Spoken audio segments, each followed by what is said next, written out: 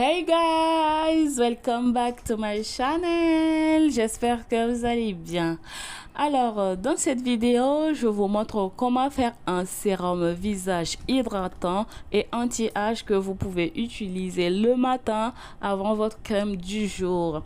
C'est un sérum qui va aider à rendre votre teint plus lumineux en redonnant de l'éclat, même aux temps les plus ternes. Il resserrera les pores de votre visage en purifiant les peaux grasses. Il va jouer un rôle de séborégulateur. Alors, les personnes qui ne savent pas ce que c'est, ça veut dire que ce sérum-là, il va vous aider à réguler votre sécrétion en excès de la graisse sur le visage. D'accord? Il va également réduire les poches et les cernes sous les yeux grâce à ses vertus très hydratantes. En plus de tous ces bienfaits, ce sérum aura un effet anti-âge car il contient du collagène, guys. On connaît tous les vertus du collagène sur notre peau, n'est-ce pas? Alors, il va aider à lutter contre la déshydratation grâce à sa capacité à retenir l'eau dans les tissus. Il va aider à lutter contre le relâchement cutané grâce à sa capacité à régénérer les tissus de l'épiderme. Alors, on aura une peau bien souple, bien lisse, sans rides, sans ridules. C'est un sérum vraiment qui va avoir un effet liftant.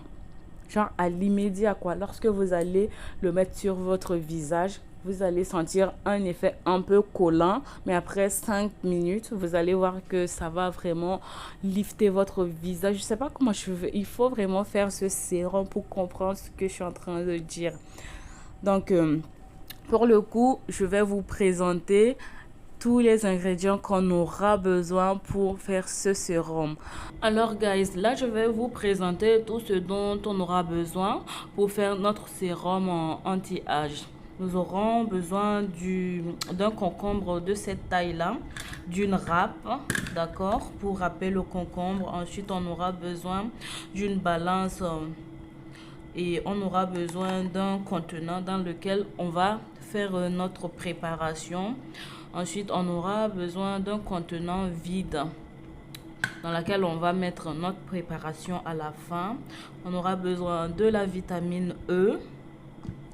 On aura besoin de la poudre de collagène. D'accord? Ensuite, on aura besoin de la gomme xanthane,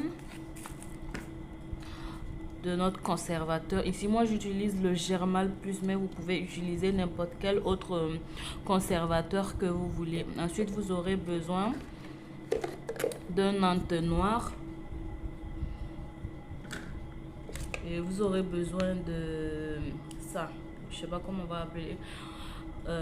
Un filtre, voilà. Pour pouvoir filtrer le jus.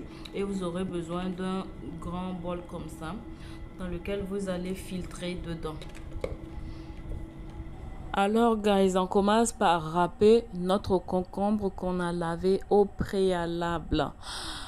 Il faut en fait désinfecter tout ce que vous allez toucher lorsque vous voulez faire des formulations de produits cosmétiques parce que les impuretés vont, à l'intérieur vont s'infecter et vous allez avoir des bactéries dans vos préparations qui vont vous donner des boutons, d'accord? Donc, une fois que vous avez fini de râper, vous allez filtrer à l'aide de votre filtre. N'hésitez pas à utiliser les mains ou bien si vous voulez, vous pouvez prendre une cuillère et appuyer pour pouvoir recueillir le jus. Donc, voilà le jus que j'ai recueilli, mon jus de concombre. D'accord, je vais venir peser. Je prends encore le filtre et je vais refiltrer une seconde fois.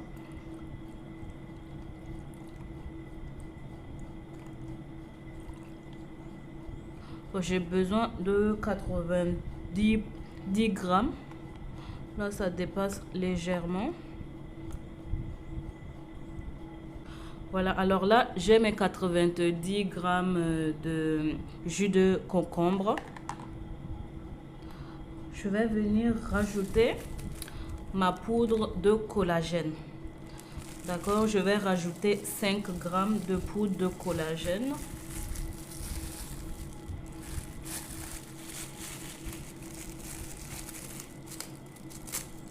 Voilà, je rajoute 5 grammes.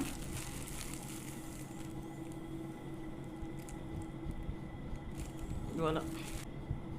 Et je vais bien mélanger pour dissoudre le collagène. Le collagène se dissout dans de l'eau et ici on a une phase aqueuse, donc ça passe. Et on mélange jusqu'à dissolution complète de notre poudre de collagène. Et en fait, j'avais oublié de vous présenter le miel. D'accord, on va utiliser le miel ici. Si vous voulez, vous pouvez utiliser de la glycérine. Mais moi, en fait, je me suis rendu compte que j'avais plus de glycérine, mais j'ai encore du miel là. Donc, le miel aussi, ça peut passer dans cette recette et c'est super bien également. D'accord, puisqu'il faut un humectant et le miel c'est un super humectant. Vous pouvez utiliser le monopropylène glycol si vous le souhaitez. Donc je vais prendre 2 grammes.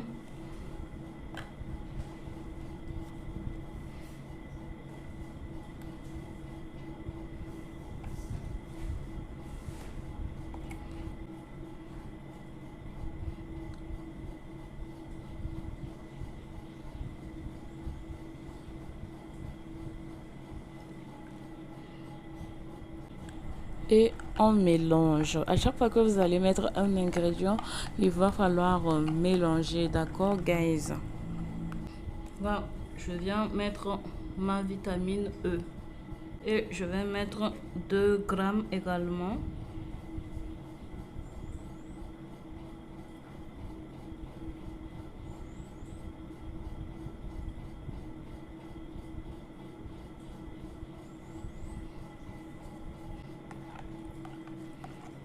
Et on mélange très bien, guys. Donc là, je vais venir mettre mon conservateur. On va utiliser 1 gramme de conservateur.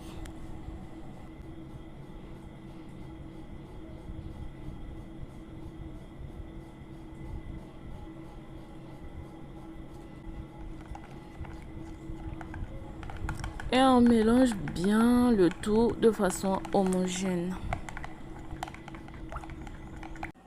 Et enfin, on aura besoin de la gomme xanthane. Voilà. Donc, ça sera notre épaississant. Parce que vous voyez déjà que c'est très liquide ce qu'on a fait. Donc, il va falloir quelque chose pour épaissir tout ça. Et ça sera notre gomme xanthane. Je vais l'utiliser à 0,5 g.